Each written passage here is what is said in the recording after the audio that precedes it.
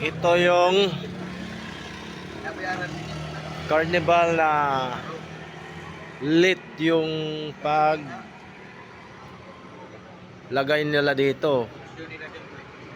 Dapat sana ay October ang start nila.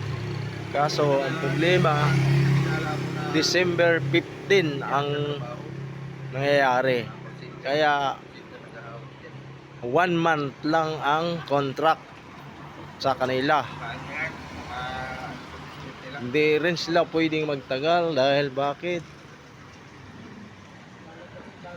Walang color game or about mga gamblings. Dahil nga bawal, pinagbabawalan sila ng mga, alam nyo na kung sino. Kaya medyo lugi sila. Lugi sila dahil nga ang liit yung kinikita nila. Kaya siguro baka babawi lang sila sa ibang location area.